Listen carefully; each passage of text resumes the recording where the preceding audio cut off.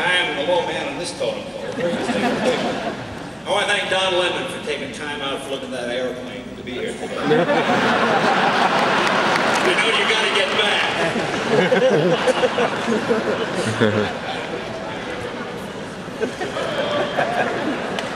Well, what's better, Mother's Day or just for the opportunity to be with you today? You know, I'm stunned to be here. I still can't believe that I'm a college graduate. I still have nightmares that I have tests to take. Yeah. And take my word, but I was a terrible student. I'm dyslexic. Here's how dyslexia was treated when I was a kid. Smart enough. Hey, smart enough. That was the cure for dyslexia. In fact, one day, a guy in his council in my high school called my mom and he said, have you ever thought of taking Jay out of school? You know, listen, Leno, education's not for everyone. And he said, you know, Jay works at McDonald's, doesn't he? You know, they have a wonderful hamburger university program where they teach the kids how to make change. This could be a real opportunity for Jay. I'm sitting there going, hello, I'm in the room. Anyway, like a lot of you, I was a class clown. I liked to show off. I thought I'd like to go into show business, but I had never met anybody in show business living in Andover, Massachusetts. And show business is one of those rare jobs or professions where people who know absolutely nothing about it feel free to give you advice. A neighbor lady, Mrs. Langdell, told my mother, you can't be a comedian unless your father was a comedian. That's the way it is in Hollywood. You can't do it unless your father was a comedian. And I said, okay, so I guess that's out. And then for some odd reason, I went to Bentley School of Accounting and Finance. You know why? Because it was close to my house. I went there. A dyslexic accountant. I lasted one semester.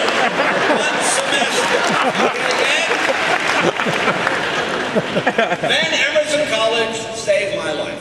I remember somebody telling me there was this liberal arts college in Boston where a lot of people like me ended up. It was called Emerson. And I came in May for a meeting and it was told there's not much chance to get in for the fall semester, especially with my grades. And I just pleaded with the administrator. I said, look, this is my last chance. This is the only place where I can learn how to be a comedian. It's the only place that can help me do that. And he paused for a moment and he said, all right, make up a joke about Emerson. If you want to be a comedian, say something funny about this place. And I took a moment and I said, okay. Here's the weird thing about Emerson College. You can have girls in your room, you can have drugs in your room, you can have sex in your room 24 hours a day if you wanted to.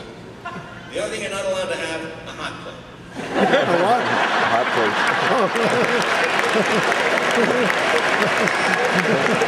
Hey, Mike, what's going on? Ain't nothing, sir. We're just getting late and getting high. You're cooking soup. I hear you're making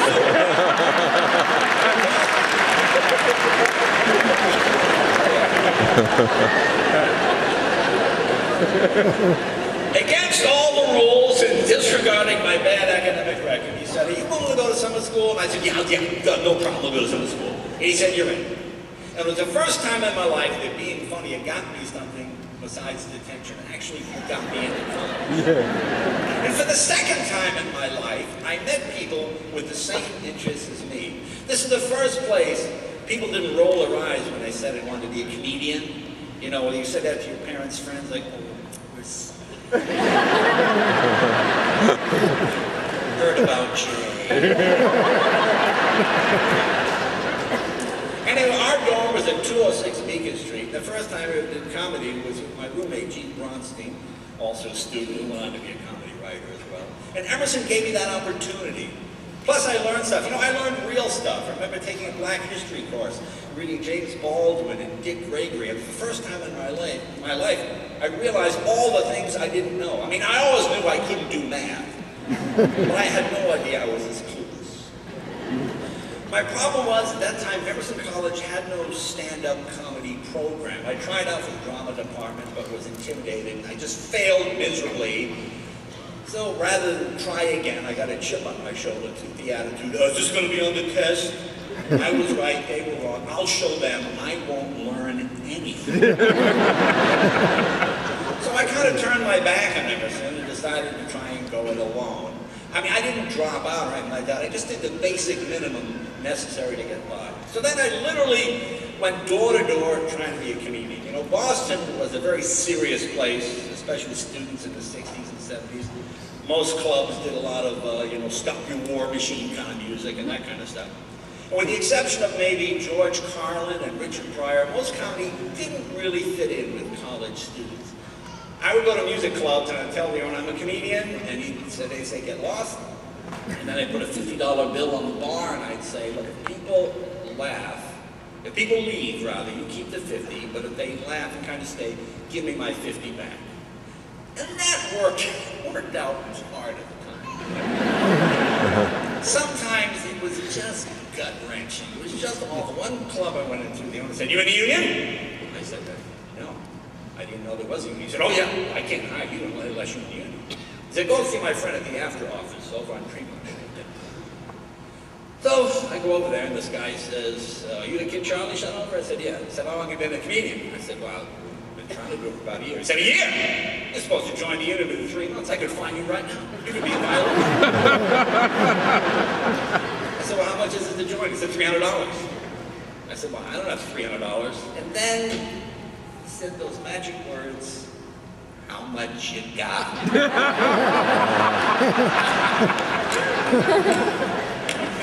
You know, I knew I was making a mistake. You know, you just wanted to believe. I just knew I was making a mistake. I just wanted to believe. So I gave him all the money that I had.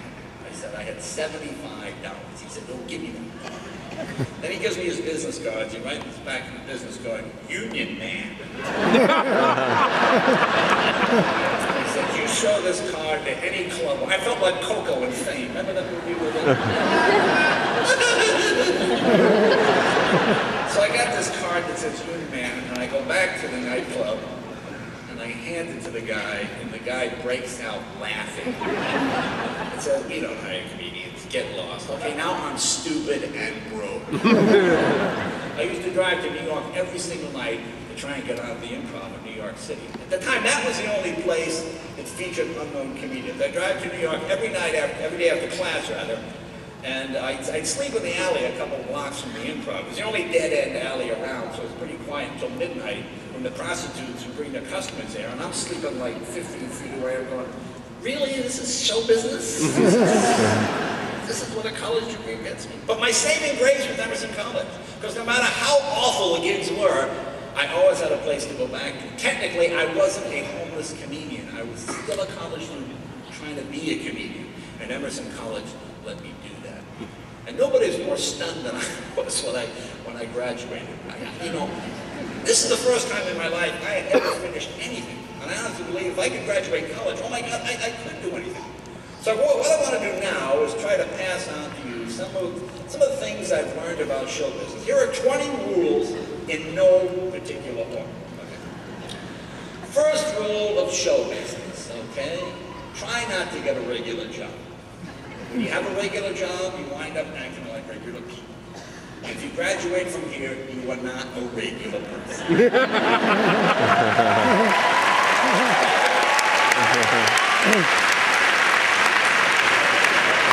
Regular people have day jobs so they can pay for stuff.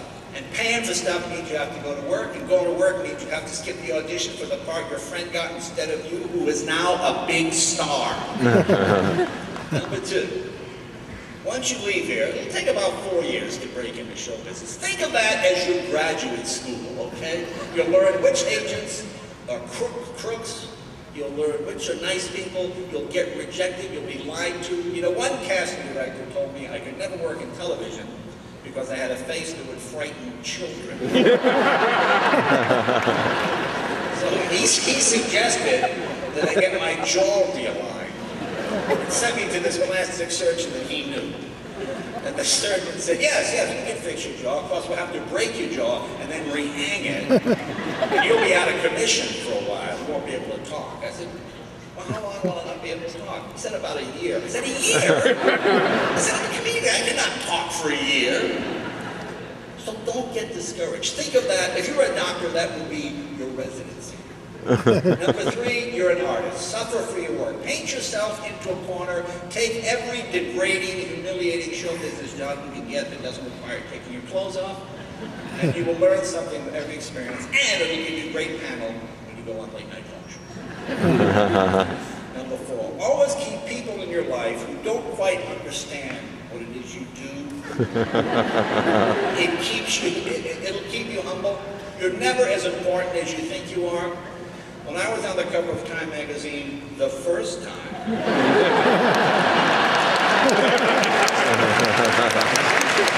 Don Lemon.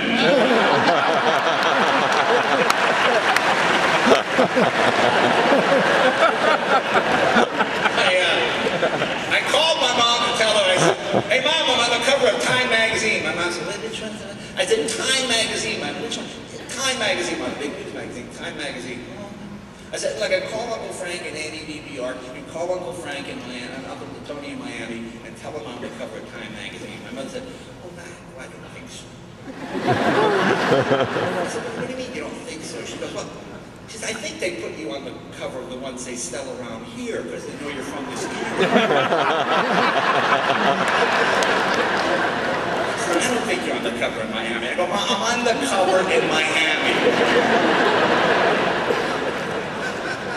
Number 5, my favorite quote was from a fellow New Englander, a poet named John Greenleaf Whittier.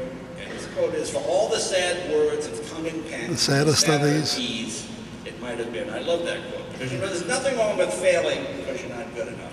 There's nothing sadder than I could have had it if I just tried a little harder. Number 6, if there's someone in show business you're trying to emulate or you admire and you wish to write for, write that person a letter and try handing it to them in person if possible. You know, nothing connects human beings to one another more than human contact. These people are artists, and with any luck, they will see in you a little bit of themselves. Now, contrary to what you might think, people really do like to help young people. Almost every person that works with me on the Tonight Show had never worked in television before. I never hired anybody through an agent. It was all people that approached me. We made eye-to-eye contact. We made a good impression. I'll always spend more time with the person that drove halfway around the country to hand me a page of jokes than the person that sends me an email that says, I'd like to work for you, but I don't want to leave Cleveland. Number 7. Keep, see how dyslexic I am? Keep the friends you've made here. One of them could be the key to your success, or you could be the key to theirs. I know this may be hard to believe, but it's really not a cutthroat business. When I was starting out, I got more work from other comedians than I ever got from agents or managers. The person sitting next to you today could be the key to your success. People like Steve Martin helped me tremendously. And when I had a little success, I personally went to Johnny Carson to tell him about Ellen DeGeneres. You know, it's really a wonderful business. You don't pollute anything, you don't make dangerous chemicals, you don't hurt the environment. The worst thing you can do is not raise the human spirit. That's really the worst thing you can do. Number 8, do not judge your own success by the success of others.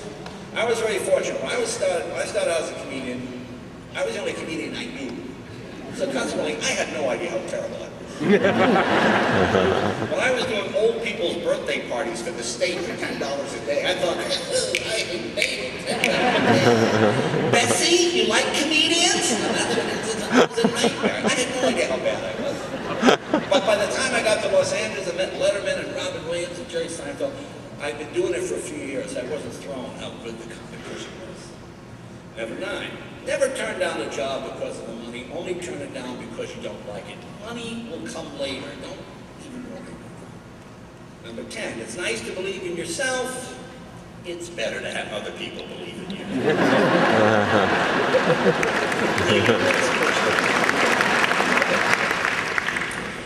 Number 11, here's another rule I've observed. If you can stay in this business for 7 years, you can stay in it the rest of your life. By that I mean, if you can physically make it to the stage, or the recording studio, or the movie set for 7 years without screwing up, you will make a living in this business. I know that sounds simplistic, but think of all the careers that have been sidelined by greed and envy and drugs and alcohol, sex, ego.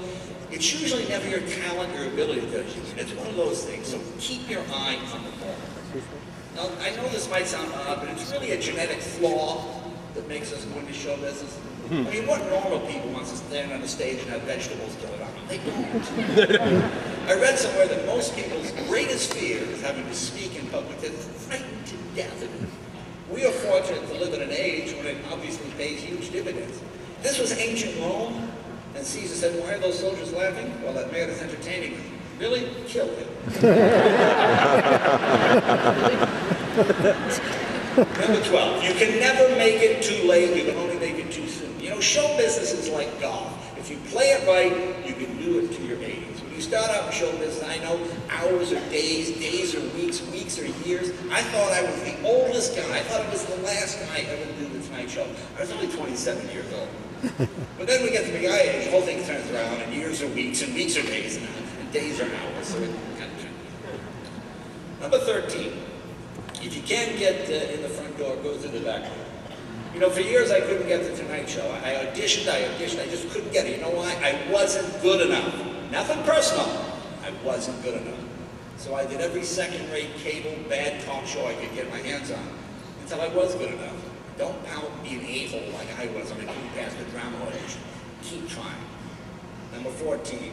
You can only live in the time you live in. You know, I had a young comedian come up to me one time and he said, well, you and Letterman and Seinfeld, you guys all came up during the golden age of comedy when it was easier. All right, so what are you advocating? Time travel? Shut up.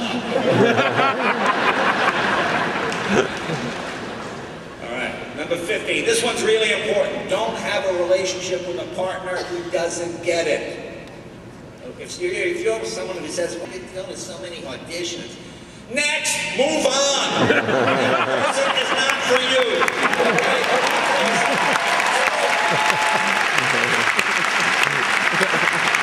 Until your creative thirst is quenched, you're not going to be happy with anyone. You're an artist. If they can't share your pain and your joy, it's not going to work. You need a soulmate, not a cellmate, okay?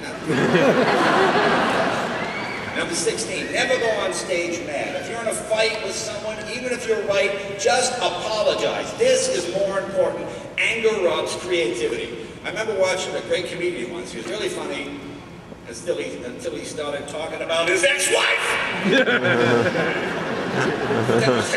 Something else is happening.